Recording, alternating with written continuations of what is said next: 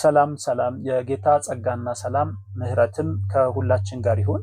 የወደደን ከኃጢአታችንም በደሙ ላጠበን መንግስትም ለአምላኩና ለአባቱ ካህናት እንድንሆን ላደረገ ለእርሱ ከዘላለም እስከ ዘላለም ክብርና ኃይል ይሁን።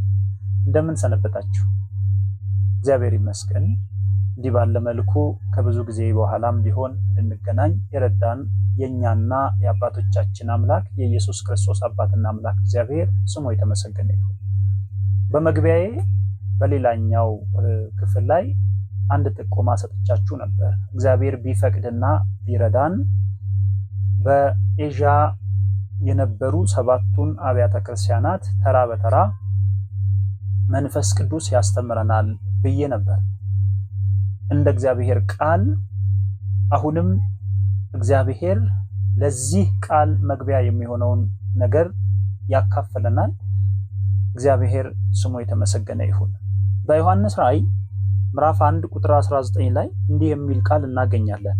እንግዲህ ያየኸውን አሁንም ያለውን ከዚህም በኋላ ይሆን ዘንድ ያለውን ጻፍ።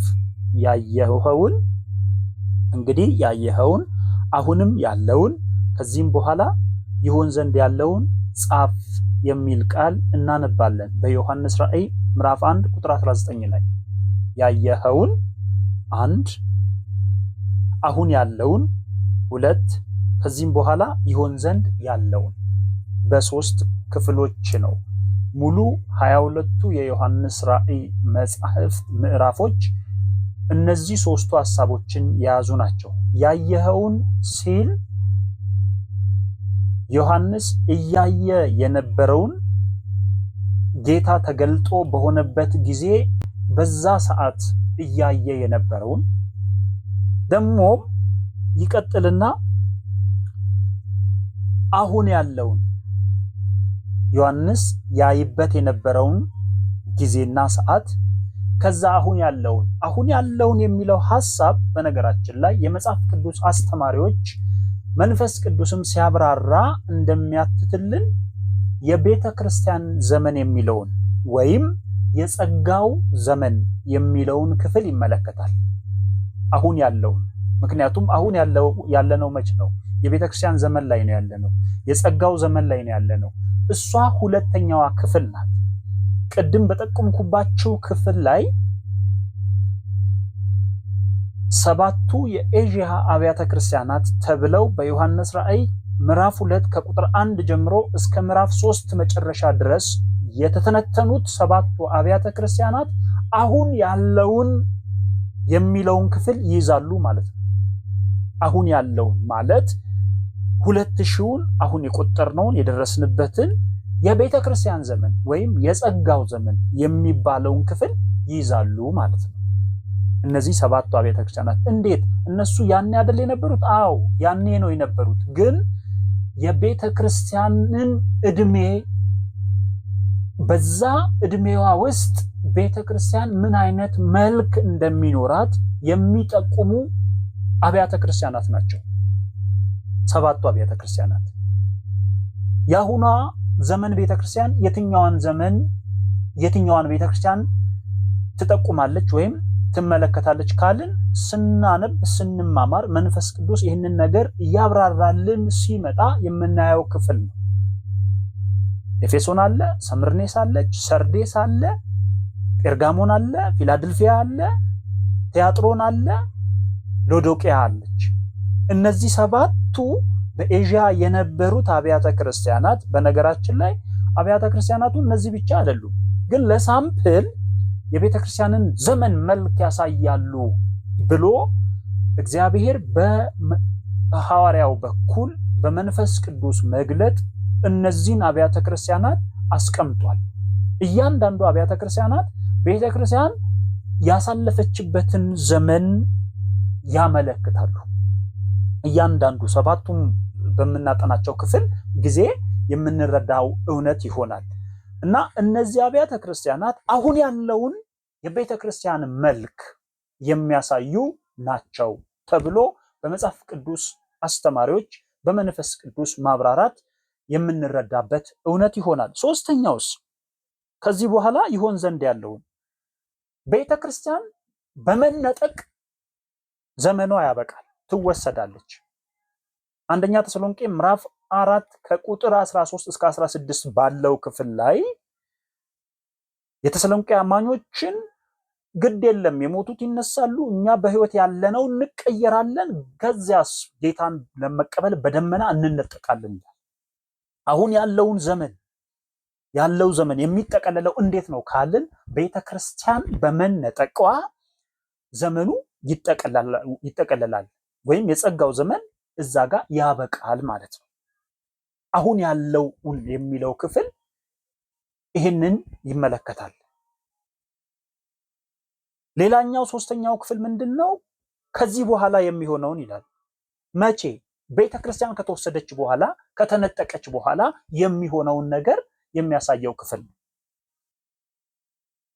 የመጀመሪያው ክፍል የዮሐንስ ራእይ ምዕራፍ 1 ላይ ዮሐንስ ኢየሱስን በሊቀ ካህንነት መልክ ታይቶ የሰጠውን መልእክት የሚያሳይ ክፍል ነው። ሁለተኛው ክፍል ደግሞ እንዲህ የሚለው ማለት ነው። አሁን ያለውን የሚለው ክፍል ነው። ሁለተኛው ክፍል እሱ መች ነው ከተባለ የዮሐንስ ራእይ ምዕራፍ 2 ከቁጥር 1 እስከ ምዕራፍ 3 መጨረሻ ድረስ ያለውን ይመለከታል። ከዚህ በኋላ የሚሆነውስ ከቤተ ክርስቲያን ዘመን በኋላ የሚሆነውስ ምንድነው? እሱን የትኛው የመጽሐፍ ክፍል ነው የሚያብራራልን ካልን የዮሐንስ ራእይ ምዕራፍ 4 ከቁጥር 1 ጀምሮ እስከ ምዕራፍ 19 ድረስ ያለውን ያብራራልናል ማለት ነው። የዮሐንስ ራእይ በአጠቃላይ ጠቅለል አድርገን ጭብጡን ስንመለከት ይሄንን ያብራራልናል፣ ይሄንን ይተርክልናል። አሁን ቅድም በአንድ ፕሮግራሜ እንዳስተዋወቅኳችሁ እናያለን ብዬ ተስፋ የሰጧችሁ በዮሐንስ ራእይ ምዕራፍ 2 ከቁጥር 1 ጀምሮ እስከ ምዕራፍ 3 መጨረሻ ድረስ የተተነተኑት 7ቱ አብያተ ክርስቲያናትን ነው። ዛሬ አንጀምረው። ይህንን ሐሳብ ለመግቢያ ያህል እግዚአብሔር መንፈስ ቅዱስ በዚህ በመግቢያው ሐሳብ ውስጥ ራሱ ባለው ነገር ላይ የሚጠቁመን ነገር አለ።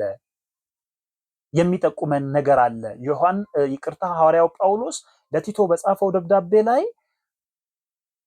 ወደ ቲቶ መልእክት ምዕራፍ 2 ቁጥር 11 ላይ ሰዎችን ሁሉ የሚያድን የእግዚአብሔር ጸጋ ተገልጧል። ይህም ጸጋ ኃጢአተኝነትንና ዓለማዊ ምኞትን ያስክዳል፣ የተባረከውን ተስፋችንን ይኸውም የጌታችን የአምላካችንን የመድኃኒታችንን መገለጥ እንድንጠባበቅ ያደርጋል ይላል። እንድንጠባበቅ ያደርጋል። ምኑን? የጌታን መገለጥ። መቼ? በደመና ላይ የምንገናኝበትን ጊዜ እንድንጠባበቅ ያደርገናል። ቲቶ ላይ ይህንን ጽፏል ሐዋርያው ጳውሎስ ለቲቶ በጻፈው ደብዳቤ ላይ ማለት ነው።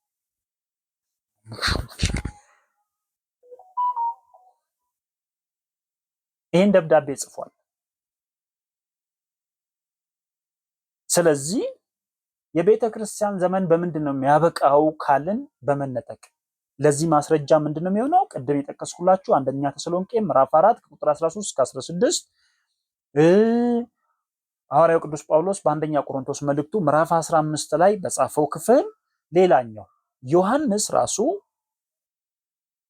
የዮሐንስ ራእይ ምዕራፍ 4 ላይ ወደዚህ ውጣ ብሎ ቤተክርስቲያንን የሚወክለው ዮሐንስ በመንፈሱ ወደ ላይ ይወጣል። ከላይ ሆኖ ነው ወደ ታች የሚያየው ሐዋርያው ከምዕራፍ 4 ጀምሮ ያለውን ሐሳብ ማለት ነው። ሐዋርያው ዮሐንስ ቤተክርስቲያንን ይወክላል። ቤተክርስቲያንም ከተወሰደች በኋላ በምድር የሚፈሰውን የእግዚአብሔርን ቁጣ የእግዚአብሔርን ቅጣት ላይ ሆና ነው የምታየው። ለማንኛውም አሁን የሚሆነው የሚጠቀለለው ቤተክርስቲያን ተነጥቃ በደመና ላይ ከፍ ብላ ከሙሽራዋ ጋር ሆና አክሊሏን